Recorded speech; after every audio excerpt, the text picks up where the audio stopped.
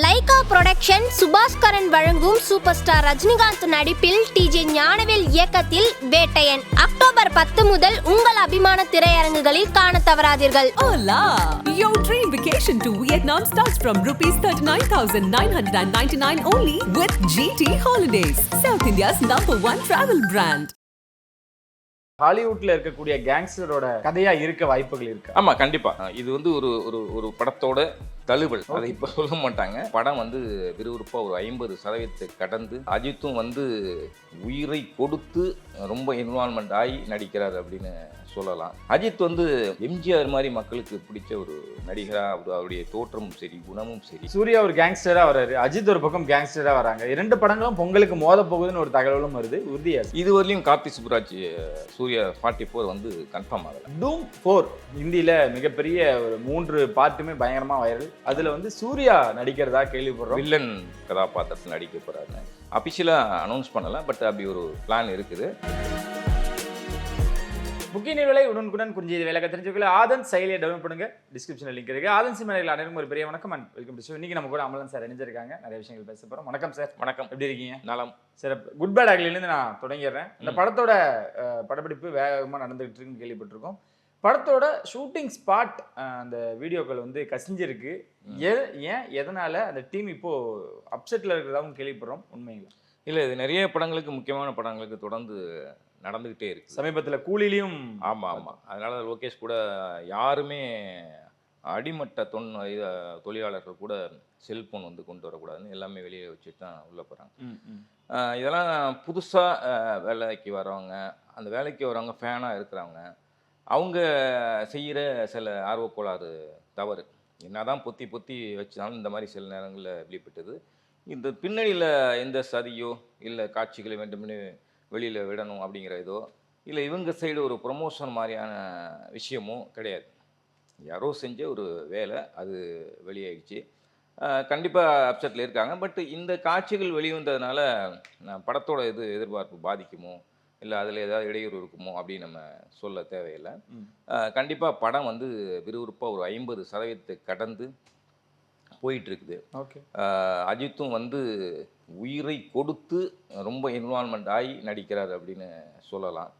நீங்கள் கூட பார்த்துருப்பீங்க, சமீபத்தில் அவர் வந்து உடல் தோற்றம் கொஞ்சம் மாறி மெலிந்து காணப்படுறாரு.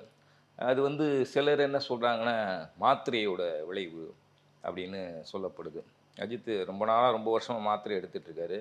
முதல்ல அந்த சிவன் படத்தில் திருப்பதி இந்த மாதிரி ஒரு படத்தில் நடிக்கும் போது பரமசிவன் அந்த டைமில் தான் அப்படியே அடையாளம் தெரியாத அளவுக்கு ஒரு சாமியாக இருந்தவர் ரொம்ப இழைச்சி போயிருந்தார். இளமையான தோற்றமாக இருந்தாலும் அது ஏதோ ஒரு இது மாதிரி வேறு மாதிரி வித்தியாசமாக இருந்தால் ஒரு அஜித்தை பார்க்க முடியுது. அது மாத்திரையோட வெளிப்பாடு தான் அது. அதனால அந்த விளைவு. ஆனால் அது உண்மை கிடையாது. இதில் வந்து 2-3 தோற்றத்தில் வராது. அதற்கு ஒரு தோற்றத்துக்கான அந்த இளமை தோற்றத்தை கொண்டு வரணும் அப்படிங்கிறதுக்காக தான் இந்த உடம்பை இழைச்சிருக்காரு. மற்றபடி எதுவும் இல்லை. இந்த டேட்டூ இதுக்கெல்லாம் எப்படி சார் அஜித் ஓகே சொன்னார்? அந்த தோற்றம் புதுசாக இருக்குது. இன்னும் சொல்லணும்னா இறங்கி ஏதோ பண்ணுறாரு அப்படின்ட்டு தெரிஞ்சிருச்சு. இந்த கேங்ஸ்டராக என்ன பண்ண போகிறாரு, எதனால இது அவருக்கு ரொம்ப பிடிச்சி அந்த விஷயம்? ஆமாம், கண்டிப்பாக அது டைரக்டர் சொன்ன அந்த கதையும் லைனும் சரி, இவருக்கான கேரக்டரும் சரி, ரொம்பவே அவரை பிடிச்சிட்டு கவர்ந்துருச்சு. 2வது விடாமுயற்சியும் ரொம்ப இழுன்னு இழுத்துட்டு இருந்த நேரத்தில் இது ஒரு பெரிய ஒரு தீப்பொறியாக வந்து அவருக்கு அமைஞ்சுது. அதனால தான் இறங்கி அடிக்கிறாரு, கூடுதலாக உழைக்கிறாரு. அஜித் வந்து இந்த படத்தில் மற்ற படங்களை விட, சமீபத்தில் வந்த மற்ற படங்களோட ஒரு புதிய தோற்றத்தில் இன்னும் காட்டப்படாத தோற்றங்கள்லாம் இருக்குது. அது இனிமேல் தான் ஒன்று அந்த ரிலீஸ் டைமில் ரிலீஸ் பண்ணுவாங்க. டேட்டூனா அது கதாபாத்திரத்துக்கு என்ன தேவையோ அதை வந்து ஒரு நடிகன் வந்து செஞ்சு தான் ஆகும். எனக்கு இது பிடிக்கும் பிடிக்காது அப்படின்னு சொல்ல முடியாது. அது எம்ஜிஆர் போன்ற சில பேர் தான் சிகரெட்டு குடிப்பது போன்ற காட்சி நெகட்டிவ் ரோல் இந்த மாதிரி நடிக்க மாட்டாங்கிற ஒரு கொள்கை முடிவோடு இருந்தாங்க. அது வேறு. ஆனால் இந்த கேரக்டருக்காக நீங்கள் உங்களை அது மாதிரி மாற்றிக்கிறது அல்லது இந்த கேரக்டராகவே வாழ்வது என்பது வேறு. அது மாதிரி இந்த கேரக்டருக்கு தேவைப்பட்டது. அந்த ஜப்பான் ஏரியாவில் இருக்கிறாரு. அதில் அந்த டான் மாதிரியான அந்த கேரக்டருக்கான விஷயந்தான் வந்து அந்த டேட்டூ கேரக்டர். அதுவுமே அஜித் ரசிகர்களே கண்டிப்பாக வந்து பயங்கரமாக இருக்கும். ஓகே. பில்லா, மங்காத்தா இந்த மாதிரியான ஸ்டைல பார்த்துருக்கோம். அதையும் தாண்டி இது ஒரு ஹாலிவுட் ரகமா இருக்கு. ஹாலிவுட்ல இருக்கக்கூடிய கேங்ஸ்டரோட கதையா இருக்க வாய்ப்புகள் இருக்கா? ஆமா, கண்டிப்பா. இது வந்து ஒரு ஒரு ஒரு படத்தோட தழுவல். அத இப்ப சொல்ல மாட்டாங்க.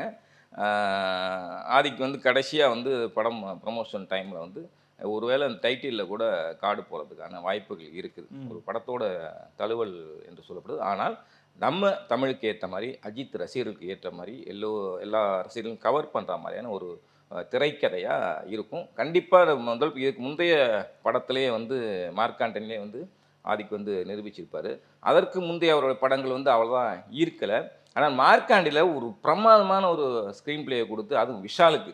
விஷாலையும் எஸ்.ஜே. சூர்யாவையும் வச்சு பூந்து விளையாடியிருக்காரு. ஆனா அஜித்தை வச்சு எப்படி பண்ணுவார் அப்படின்னு, அதுவும் அஜித்தோட வெறியன் அவரு. அப்படி இருக்கறனால அஜித்தோட அன்பையும் ரொம்ப பெற்றுட்டாரு. ஆதிக்காக வந்து நெறைய உழைக்கிறார், மெனக்கிடுறாரு. ஆதிக்கு என்ன வேணுமோ நீ கேளு நான் தரேன் அப்படிங்கிற ரேஞ்சில வந்து அதான் உயிரை கொடுத்து நடிச்சிட்டுருக்காரு கண்டிப்பா. காலம், நேரம், கால் ஷீட்டு இதெல்லாம் பார்க்கறதில்ல.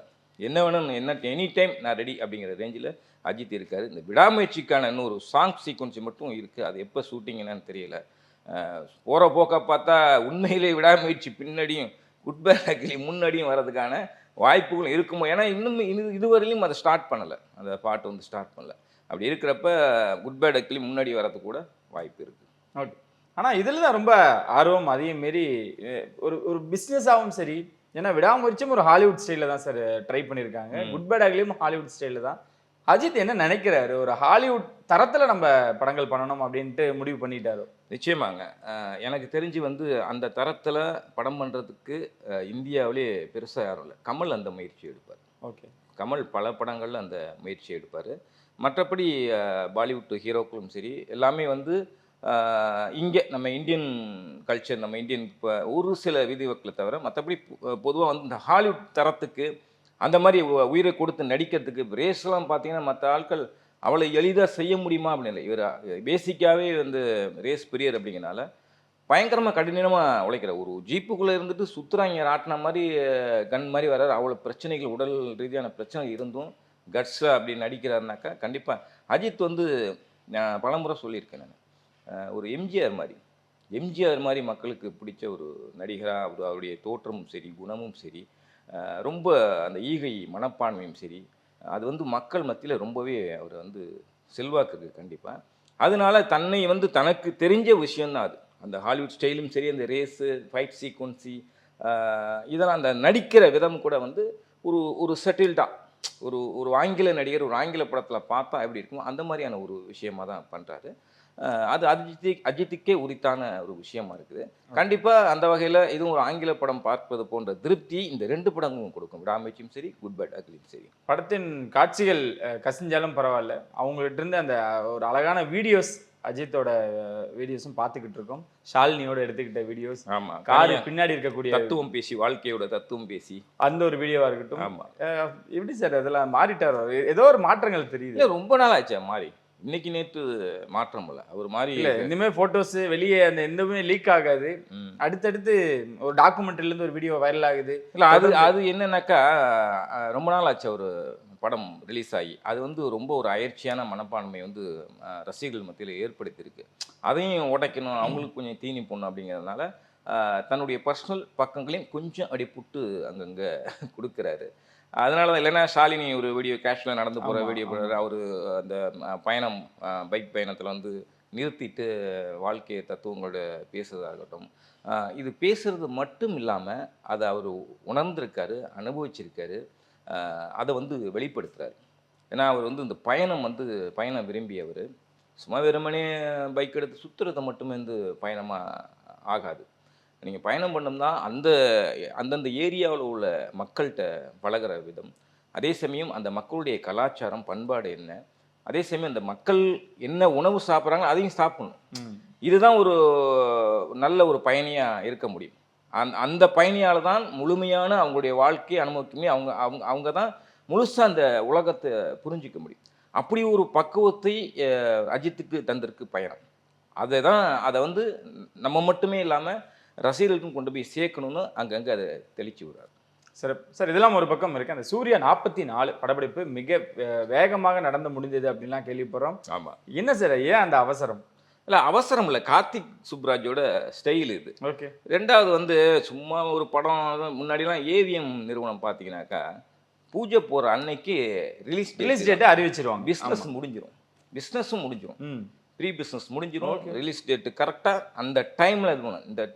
இந்த டைமில் ஆரம்பித்து இந்த டைமில் முடிக்கணுங்கிற அக்ரிமெண்ட் கூட இருக்கும். அதே மாதிரி ஏவிஎம் படம் இயக்குனர்களும் அப்படி இருந்தாங்க. இன்னைக்கு சுந்தர் சி, KS ரவிக்குமார் போன்ற சில இயக்குனர்கள் தான் அந்த மாதிரி இருக்காங்க, சொன்ன டைமில் படம் முடிச்சு கொடுக்கறதுக்கு. அந்த வரிசையில் கார்த்திக் சுப்ராஜ் வந்திருக்காரு. அவருடைய வேகம் தான் அவன் அந்த மாதிரி திட்டமிட்டு பிளான் பண்ணி பண்ணணும். நீங்கள் பவுண்டர் ஸ்கிரிப்டாக பண்ணீங்களோ இல்லை ஸ்பாட்டில் போய் யோசிக்கிறீங்களோ அதெல்லாம் ரெண்டாவது. நீங்கள் சொன்னபடி அந்த டேட்டில் முடிச்சு கொடுக்கும்போது தான் அந்த தயாரிப்பாளருக்கும் ஒரு பெரிய ப்ளஸ்ஸாக இருக்கும். அது இல்லாமல் தேவையற்ற சீனை எடுத்துகிட்டு சில பேர் எடுத்து வச்சுட்டு கடைசியில் பார்த்தீங்கன்னா எடிட்டிங் டேபிள் அப்படியே கட் ஆகி போகும். அது கிட்டத்தட்ட 1 கோடி ரூபா கூட செலவு பண்ணிப்பாங்க. அது சாங் சீக்வன்ஸோ ஃபைட் சீக்வன்ஸோ இல்லை வேறு டாக்கி போசனோ அப்படியே கட் பண்ணி தூக்கி போட்டுருவாங்க. இந்த திட்டமிடல் இல்லாமல் வரும் இயக்குநர்கள் தான் எவ்வளோ பெரிய நடிகர்களை வச்சு படம் எடுக்கிறாங்க சறுக்கிறாங்க. அந்த பெரிய ஸ்டார்கள் படத்தையே தோல்வி படமாக கொடுத்துறாங்க. அது இல்லாமல் திட்டமிட்டு இயக்கும் இது போன்ற கார்த்திக் சுப்ராஜ் படத்தை பார்த்தீங்கன்னா லாஸ்ட் படத்துலேயே பார்த்தீங்கன்னா ஒரு விஷயம் இடையோடும். அதில் உண்மையிலே என்ன பாதிக்க வச்சுது அந்த படம். அது மாதிரி கார்த்திக் வந்து பிளான் பண்ணி பண்ணியிருக்காரு. அதுக்கு வந்து சூர்யா வந்து ஒத்துழைச்சிருக்காரு.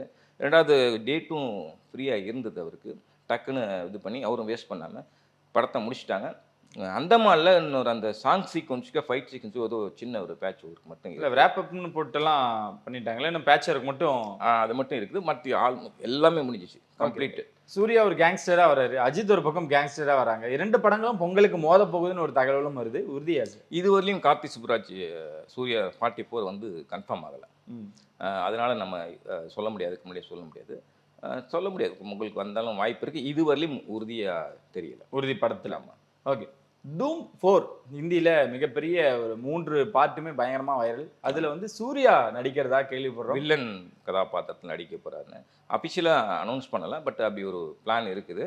அதுக்காக தான் பாலிவுட்டில் ஒரு இடத்த பிடிக்கணும், பாலிவுட்டில் ஒன் ஆஃப் த ஹீரோ வரிசையில் இருக்கணும். அது எந்த கேரக்டராக இருந்தாலும் வில்லனாக வந்து அதுக்கப்புறம் ஹீரோவாக ப்ரொமோட் ஆகி அப்படி வர்றதுக்கான பிளானிங் இருக்குது. அதனால அங்கே ஆஃபீஸ் போட்டார், ஃபுல் அண்ட் ஃபுல் குடும்பத்தை அங்கே நகர்த்திட்டார்.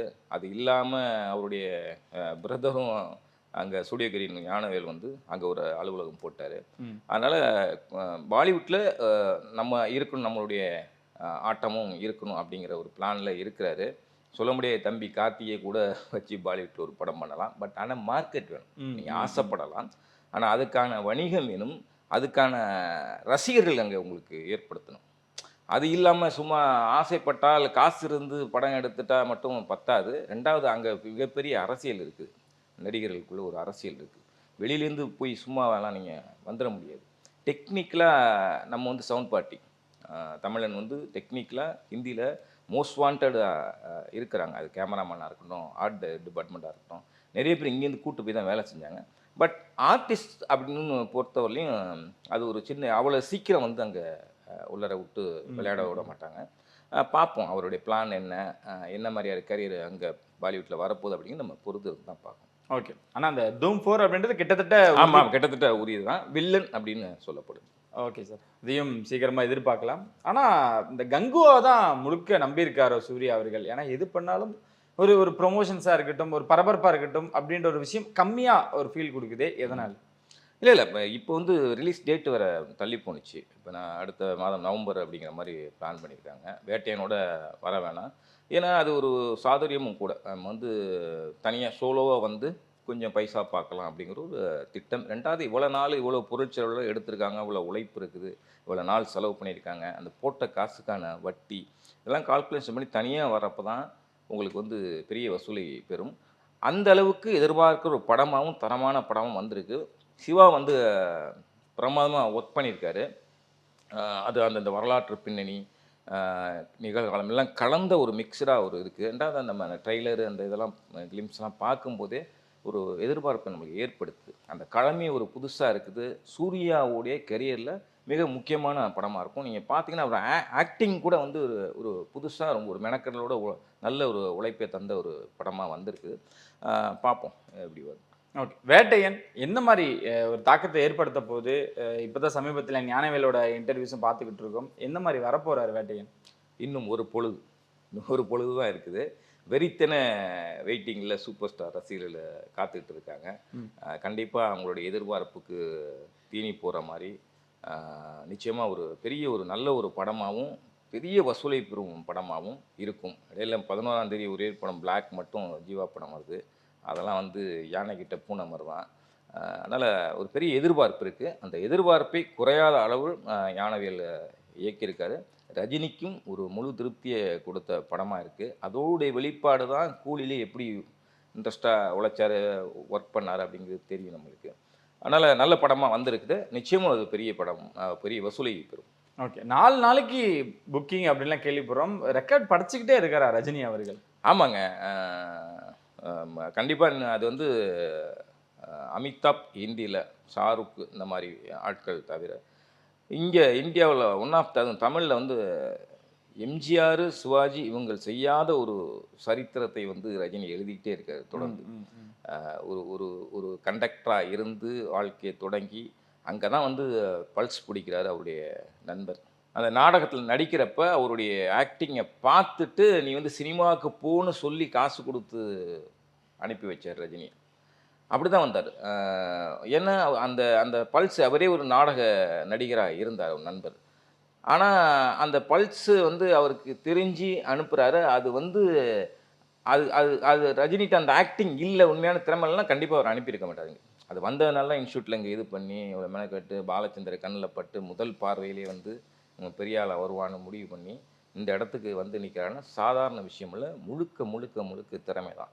நீங்கள் கடைக்கோடி மனிதனாக இருந்து மனிதனாக பிறக்கலாம், ஆனால் உங்கள் திறமையினால் உழைப்பால் தான் நீங்கள் மிகப்பெரிய அதிசயத்தை உயரத்தை வந்து அடைய முடியும், அதிசயத்தை நிகழ்த்த முடியும். அதை வந்து நீண்ட வருஷமாக ரொம்ப வருஷமாக வந்து செஞ்சுக்கிட்டு இருக்காரு வந்து ரஜினி தான். அவரும் ஒரு ஆங்கில படம் நடிச்சிட்டாரு, ஹிந்தியில் நடிச்சிட்டாரு. ஆனால் தமிழில் மிகப்பெரிய ஒரு இடத்துல இருக்கார். அவருடன் நடித்தவர் ஒரு குழந்தை நட்சத்திரமாக அவருக்கு முன்பு சீனியர் நடிகராக இருக்கிற கமல்ஹாசனே வந்து 2வது இடத்துல தான் பல ஆண்டுகளாக இருக்கிறாரு. அதனால் அந்த அந்த உழைப்பும் திறமையும் இன்னமும் வந்து ரம்யா கிருஷ்ணன் சொன்ன டயலாக் அத்தனையும் சத்தியம். வயசானாலும் ஸ்டைலும் அழகும் ஒன்றை விட்டு போகலன்னு சொல்கிறது அது அத்தனை சத்தியமான வசனம். அதை வந்து உண்மையாக்கிட்டே இருக்கார் தொடர்ந்து ரஜினி. இடையில் ஒரு சில படங்கள் தோல்வி அடைஞ்சிருக்கலாம். அது வந்து கண்டிப்பாக இயக்குனரை தான் சாரும். 2வது கொஞ்சம் ஆன்மீக வழியில் பாபா அந்த மாதிரியான படங்களை செஞ்சு அதுலேயும் சறுக்குனார். மற்றபடி அவருடைய கமர்ஷியல் தான் அவருக்கு ஒர்க் அவுட் ஆகும். அதை வந்து கரெக்டாக பிடிச்சிக்கிட்டு அதில் அந்த அந்த கோட்லேயே போகிறதுனால தான், அந்த ட்ரெயின்லேயே அவர் பயணிக்கிறதுனால தான் அவர் இலக்கை வந்து அடைய முடியுது. இன்னும் வந்து 20 படங்கள் 30 படங்கள் நடிப்பார். வேட்டையன் ரிலீஸுக்கு அப்புறம் நிறைய விஷயங்கள் பேசுவோம் சார். அமரன், சிவகார்த்திகேயன் அவர்கள் கையில் துப்பாக்கி கொடுத்தது வேணா விஜயா இருக்கலாம். அமரனை நான் பாதுகாத்துக்கிறேன், சிவகார்த்திகேயன் நான் நிற்கிறேன் அப்படின்ட்டு கமல் அவர்கள் இறங்கி வந்து ப்ரொமோஷன்ஸ் பண்ணிக்கிட்டு இருக்காங்க. சிவகார்த்திகேயன் ஒரு நல்ல பொசிஷனில் உட்காந்துருக்காரோ? நிச்சயமாக ஒரு கடந்த ஆண்டெல்லாம் அவருடைய கரியரில் மிகப்பெரிய ஒரு கருப்பு தினங்கள் அமைஞ்சுது. பர்சனல் வாழ்க்கையில் நிறைய கல்லடி சொல்லடி பட்டார். அவனானி அப்படிங்கிற ரேஞ்சிலலாம் விமர்சனத்துக்கு உள்ளானார். ஆனால் மக்களுடைய மறதி குணமும் மன்னிக்கும் குணமும் வந்து சிவகார்த்திகேயனை வந்து மறந்துட்டு அவருடைய படம் பேசுதா, அவர் படம் நல்ல படமாக கொடுக்குறாரா, ஒழுங்காக நடிக்கிறாரா, அதை பார்த்து திரும்ப அவருக்கு ஒரு வாய்ப்பை கொடுக்குது. அந்த வாய்ப்பை கரெக்டாக தக்க வச்சு தன்னுடைய லைனப்பை வந்து அடிக்கிட்டே போகிறாரு. குறிப்பாக கமலுடைய தயாரிப்பாளர் நடிச்சிட்டு இருந்த அமரன் வந்து வந்த பிறகு சிவகார்த்திகேயன் இன்னொரு அடுத்த ஒரு உயரத்துக்கு அடுத்த ஸ்டெப்புக்கு வந்து போக வைக்கக்கூடிய ஒரு படமாக அமரன் இருக்கும். முகுந்த் வரதராஜனுடைய பயோபிக் தான். ஆனாலும் உண்மையும் கற்பனையும் கலந்த ஒரு படமாக இருக்கும். அந்த ட்ரெய்லர்லேயே பார்க்கும்போது அவருடைய தோற்றம் வெவ்வேறு காலகட்டங்களில் வர்ற தோற்றத்துக்கு தகுந்த மாதிரி தன்னை மாற்றிக்கிட்டு சிவகார்த்திகேயன் வந்து பின்னிருக்கார். முழுசாக அந்த படத்தை பார்க்குறப்ப இன்னும் வந்து சிவகார்த்திகேயன் ஒருபடி மக்கள் மனசில் மேலே உயர்வார். ஓகே, விஜய் சேதுபதி அவர்கள் கமல் பண்ண ஒரு நிகழ்ச்சி எப்படி பண்ண போகிறாரு, எப்படி இவர் சமாளிக்க போகிறாரு, இவர் பேசக்கூடிய அரசியல் என்னவா இருக்கும் அப்படின்னு விமர்சனம் வச்சுருந்தாங்க. அது முதல் எபிசோடே காலி பண்ணிட்டாரு சார். இதுதான் நான் யதார்த்தமாக இருப்பேன், நான் யதார்த்தமாக பண்ணிக்கிறேன் அப்படின்ட்டு எப்படி பார்க்குறீங்க? ஆமாம், கண்டிப்பாக வந்து இப்போ நேற்று தஞ்சையிலேருந்து ரயில் நைட் இரவு வந்தப்போ லேடிஸ் பேசிக்கிறாங்க. முதல் நாளே ஆரம்பிச்சிருச்சு. 2வது ஃபஸ்ட்டு பாலே நாக் அவுட்னு மாதிரி அந்த மகாராஜா படத்தில் விஜய் சேதுபதி மகளாக நடித்தவங்க வெளியிட்டப்பட்ட அந்த இது விமர்சனத்துக்கு உள்ளது. அது பெரிய அதிருப்தியும் கொடுத்துருக்கு. ஆனால் அதுதான் தேவைப்படுது. அதுதான் விஜய் டிவிக்கு தேவைப்படுது, விஜய் சேதுபதிக்கும் தேவைப்படுது. அந்த ஒரு அதிரடி திருப்பத்தை கொடுக்குற மாதிரி கொடுத்து ஒரு பெரிய பெப்பியை உண்டு பண்ணியிருக்கு. 2வது அதான் நான் ஏற்கனவே சொன்ன மாதிரி விஜய் சேதுபதி வந்து என்னால் முடியாது, உன்னால் முடியாது அப்படிங்கிற மாதிரி ஒரு விஷயம் வரும்போது ஏன் முடியாது அப்படின்னு ஒரு எதிர்கேள்வியை வைப்பார். அதுதான் விஜய் சேதுபதியுடைய ப்ளஸ்ஸு. விஜய் சேதுபதியுடைய முன்னேற்றத்துக்கு காரணமும் அதுதான். பர்சனல் எனக்கு தெரிஞ்சதுனால சொல்கிறேன். அது மாதிரி தான் அவர் வந்து கமல்ஹாசனுடைய ஒரு படத்தில் வந்து ஜூனியர் ஆர்டிஸ்ட்டாக நடிக்க போய் நீ பழம் மாதிரி இருக்கிற, சரிப்பட்டு வரமாட்ட, நீலாம் அதுக்கு லாய்க்கலைன்னு சொல்லி ரிஜெக்ட் பண்ணப்பட்ட அந்த விஜய் சேதுபதி தான் இன்றைக்கி கமல் தொகுத்து வழங்கின நிகழ்ச்சியை தொகுத்து வழங்குற கமலுக்கு வில்லனாகவும் நடித்தார். காரணம் திறமை தான்.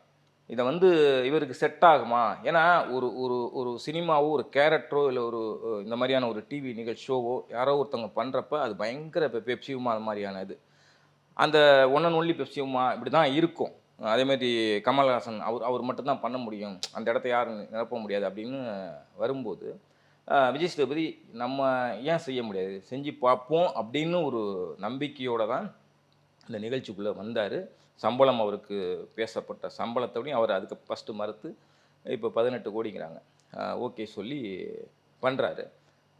அவருக்கே உரித்தான், நீங்கள் சொன்ன மாதிரி அவருக்கே உரித்தான், சும்மா அந்த படம்லாம் இல்லாமல் இயல்பாக எளிமையாக பண்ணுறாரு. என்ன ஒன்று, அதுவும் நேற்று அந்த பெண்கள் சொன்ன விமர்சனம் தான், காஸ்டியூம் வந்து கமலுக்கு பொருந்துகிற மாதிரி இவருக்கு பொருந்தலை, அந்த கோட் ஷூட் அவ்வளோதான் எடுபடலை அப்படிங்கிற மாதிரி அது அவங்களுடைய மக்களுடைய விமர்சனம். அது கொஞ்சம் மாற்றிக்கலாம். மற்றபடி போக போக போக போக இப்போ பாருங்கள், ஃபஸ்ட்டு இதே வந்து முதல் நாளே வந்து வெளியே எலிமினேஷன் ஆகிடுச்சு.